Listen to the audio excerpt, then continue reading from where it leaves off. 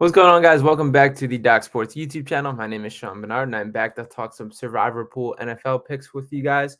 Heading into Week 11, there are no longer any undefeated teams. The Philadelphia Eagles lost at the hands of the Washington Commanders on Monday Night Football to wipe the slate clean. Let every team have one in the loss column now. So some notable injuries.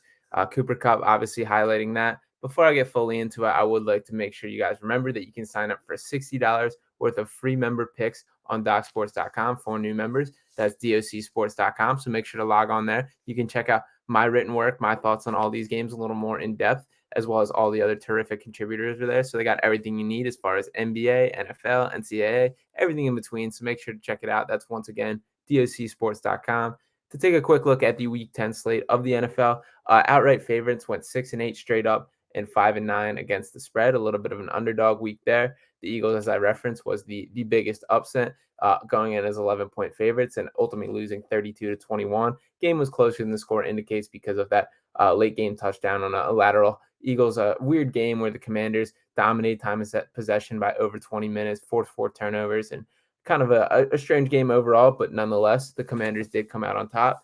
Now let's look a little bit into Week 11. I understand we are getting into the thick of these Survivor Pool picks, where I'm sure most of your top dogs are already used up. So I want to go a little bit deeper on this one. Maybe a little obvious for number one, but we're going to start out with the Baltimore Ravens, 12-point favorites over the Carolina Panthers. Ravens come into this matchup fourth in points per game for 26.1 per game that they're producing. Panthers are 3-7, ranking last in first downs, 30th in yards, and 23rd in points on offense, and defensively they haven't been much better, ranking 24th in points allowed and 25th in yards allowed. The Ravens have quietly been one of the best teams in the NFL this year and have a real chance to kind of build something. I expect them to take this matchup seriously, to be ready to make a statement, and I think this one enters blowout territory. So feel great about taking the Ravens as your pick if you still have them on the board. Moving on, next up, I do have the Philadelphia Eagles over the Indianapolis Colts. Eagles enter this one as 6.5-point favorites. They obviously lost at the hand of the Commanders. Commanders put forth an impressive game plan to stop them just by keeping the ball out of the Eagles' offense hands. Like I said, over 20-point time of possession difference. You don't see that very often in the NFL. Colts beat the Raiders 25-20 last week. A surprise win there. And Jeff Saturday's first game as head coach. Definitely some emotion there. He has the team playing. But with that all being said, I think there's just a pretty significant difference in talent between these two teams. And it was great to see the Colts kind of get on top. They played with more energy than had been the case all year, but that just can't overcome the depth in talent. I think the biggest concern here will be Jonathan Taylor running against an Eagles defense, which has struggled against the run, particularly since Jordan Davis has gotten injured. But I don't think that's going to be enough to overcome. So I feel confident about taking the Eagles, but you still have them as an option. Next up, once again, another top dog here, but the Buffalo Bills, 8.5-point favorites over the Cleveland Browns. There's a little bit of a looming concern for this Bills team for the first time all season. They've kind of answered the juggernaut call, the high expectations that they had coming into the season, and have looked nothing short of that until recently. But now coming off back-to-back losses, last week's obviously the probably game of the year, what will end as in that Vikings loss, took overtime. Just there were about 3 different incredible endings to that game, and the Vikings ultimately came out in the win column. So disappointing there. But the Bills have not looked quite like themselves these past couple weeks. Josh Allen has struggled. Some of his decision making has been great. Just the team not quite clicking. But I think they have a terrific chance to get back on the right track against the Cleveland Browns team that enters ranked bottom 10 in both rush and pass defense. They're giving up 349.1 yards per game. That's something I think the Bills are going to jump on. Cleveland is 1-7 straight up in their last 8 games on the road, while Buffalo is 4-1-1 against the spread in their last 4 matchups with the Browns. This is going to be one of those respond to the criticism, take care of business, and Bills are going to get the win. Next up, I have the Cincinnati Bengals over the Pittsburgh Steelers. The Bengals have come a long way after their slow start to the season. Steelers are also going to be riding high into this one. Pittsburgh coming off a matchup in which they beat the Saints 20-10. Bengals are now 5-4, be coming off their bye week. They're ready to kind of climb back into that contending category, and this is a terrific chance to prove that by maybe blowing the doors off and making some sort of statement win. Since he ranks 6th in points and 8th in yards per game. Their defense has also been solid, allowing the second fewest passing touchdowns, 10th fewest yards. So some good stuff overall from Cincinnati. They've woken up. That we saw a little bit of that kind of Super Bowl hangover to start the year, and they've kind of wiped that clean. They look hungry again, and I expect them to prove it against the Browns. Next up, I have the New York Giants, 3-point favorites over the Detroit Lions. I think it's a little bit of time to just stop doubting the Giants. They're kind of turning themselves into a good team. Shout out the way they've turned it around. Saquon Barkley's the focal point of that team. The Giants are 7-2 coming in against a 3-6 Lions team, and the biggest deficit here is going to be that Detroit line just being unable to contain Saquon Barkley. Looking at the Lions defense, they rank first in points, or last in points and yards allowed, as well as last in first downs. Saquon coming off a 35 carry, 152 yard and touchdown performance. I just don't think this is going to bode well for the Lions on that side of the ball. I can't see them being able to get enough stops to stay in this game, and I think the Giants are going to cruise and continue proving that they're just continue to be underrated this season. And last up, I have the Bears, 3-point underdogs, but facing the Atlanta Falcons. I think they get the upset victory in this. The Bears have shown more signs of life as late. They haven't won a game since October 24th, but there just feels like they're starting to click more. Justin Fields continues to get better just about every single game. Over the last 3 games, the Chicago offense is averaging 30.3 points per game. The Bears are 11-4 straight up in their last 15 matchups against the Falcons. Atlanta is also 3-9 against the spread in their last 12 home games.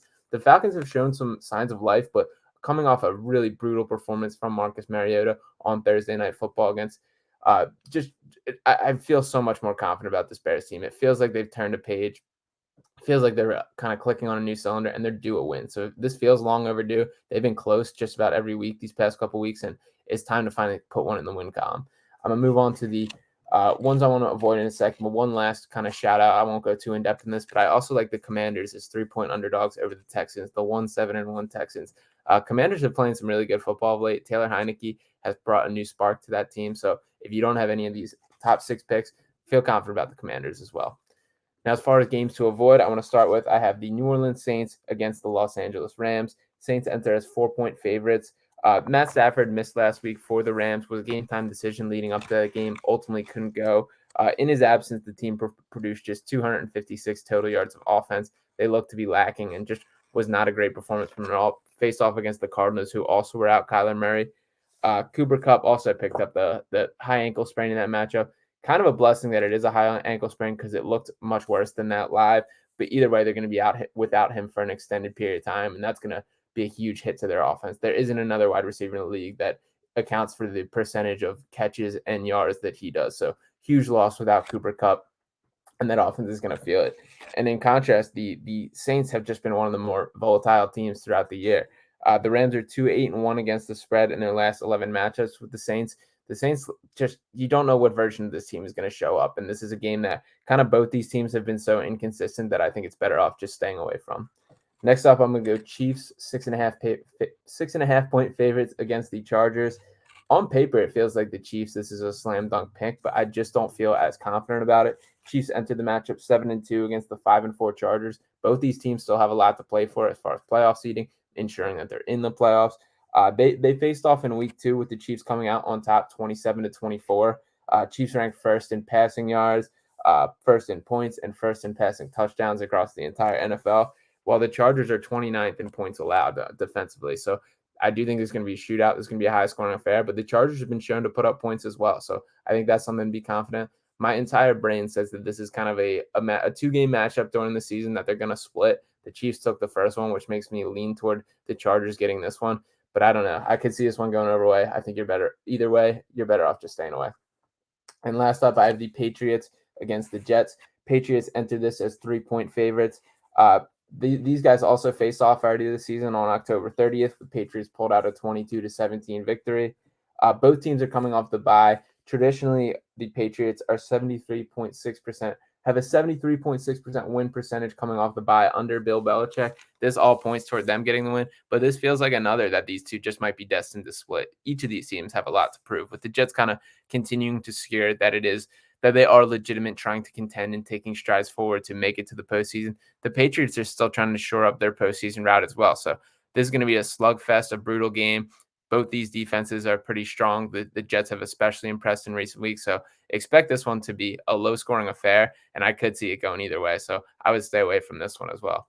So best of luck to you guys this week with your picks. Thank you so much for tuning in. Let me know in the comments your thoughts if there's any other games that you kind of are wondering about or have thoughts on, agree with, disagree with me. Make sure to drop a like and subscribe. Thank you guys for tuning in, and I will talk with you next time.